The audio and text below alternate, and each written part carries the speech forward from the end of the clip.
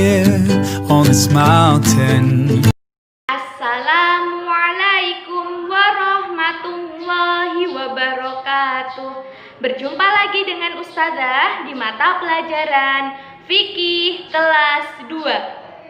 Kalian tetap semangat ya meskipun belajar di rumah. Kita berdoa dulu ya. Hayya bina nabda darsana biqiraati basmalah. Bismillahirrahmanirrahim.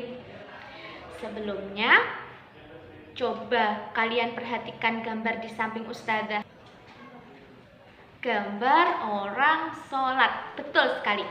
Nah, pada hari ini kita akan belajar materi tentang sholat fardu. Apa itu sholat? Sudahkah kalian sholat?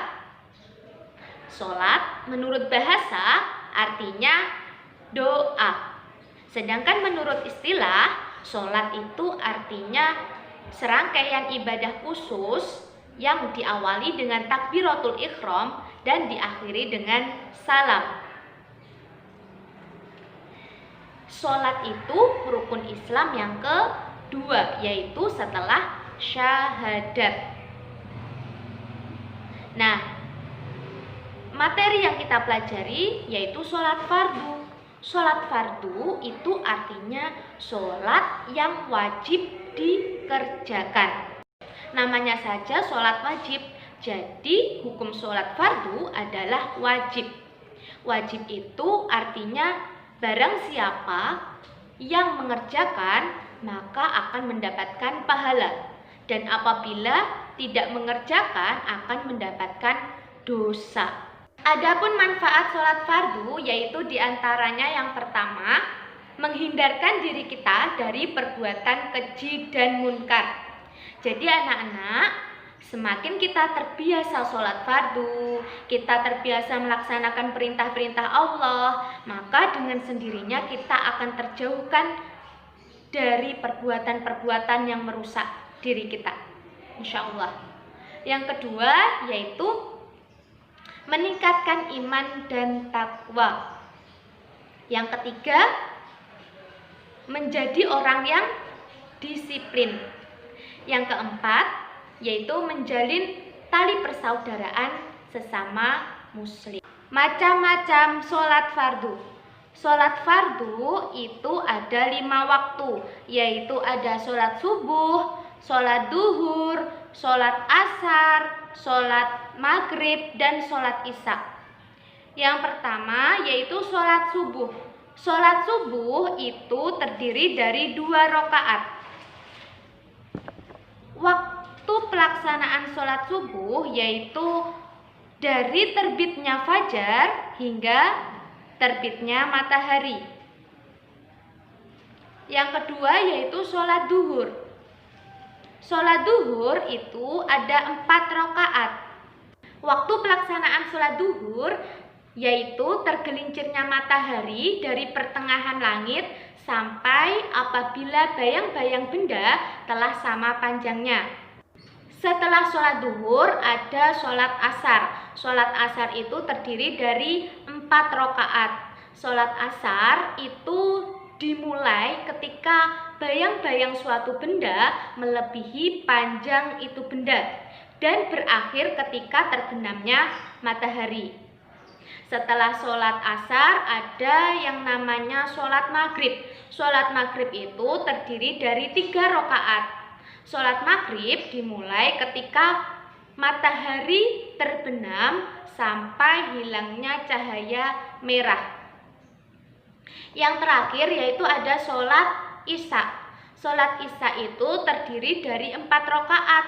Sholat isya dimulai hilangnya cahaya merah atau habis maghrib itu sampai terbitnya fajar hari berikutnya.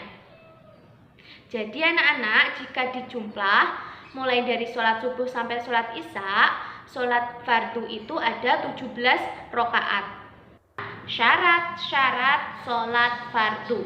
Syarat-syarat sholat fardu itu dibagi menjadi dua, yaitu syarat wajib sholat dan syarat sah sholat. Syarat wajib sholat yaitu hal-hal yang harus dipenuhi sebelum sholat dilakukan.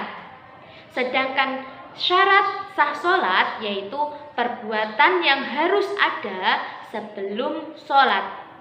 Yang pertama kita bahas syarat wajib sholat dulu ya. Syarat wajib sholat diantaranya yaitu yang pertama beragama Islam. Jadi orang Islam baik laki-laki maupun perempuan wajib harus melaksanakan sholat.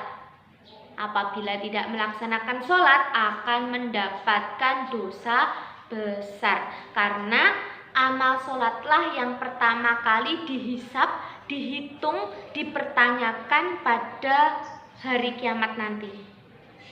Bagaimana sholatmu? Seperti itu. Yang kedua yaitu baligh atau dewasa. Orang yang sudah dewasa, sudah baligh, wajib melaksanakan sholat fardu. Berarti anak-anak tidak sholat tidak apa-apa Ustazah. Anak-anak juga harus belajar sholat supaya sholat menjadi kebiasaan ketika dewasa nanti. Yang ketiga yaitu berakal sehat.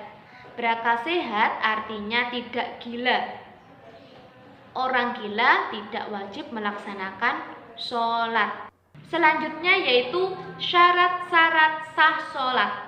Syarat-syarat sah sholat yang pertama yaitu harus suci dari hadas kecil maupun hadas besar.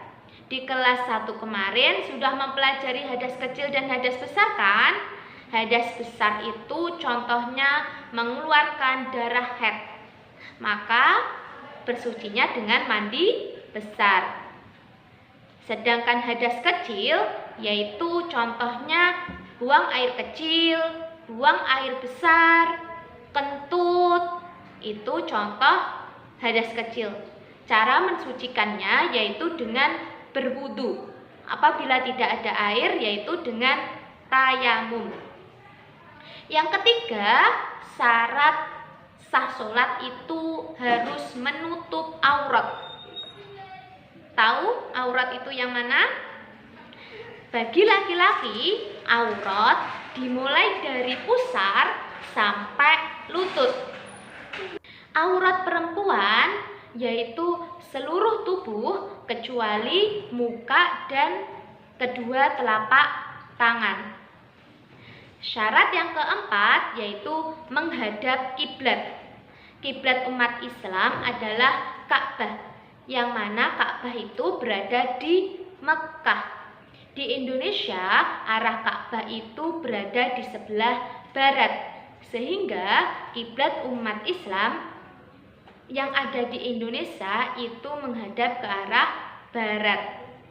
Syarat sah sholat yang kelima yaitu telah masuk waktu sholat. Ingatkan, pemberitahuan telah masuknya waktu sholat itu disebut azan.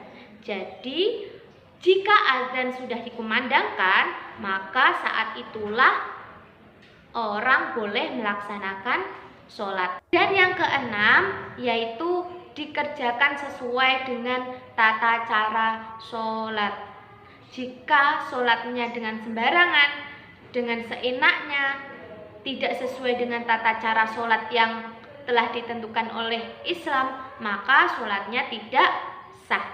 Syarat-syarat sholat yang telah kita pelajari tadi, baik itu syarat wajib maupun syarat sah, harus terpenuhi semuanya ya. Karena jika salah satu saja tidak terpenuhi, maka sholat tidak akan sah. Sampai di sini ya pembelajaran fikih bab sholat fardu.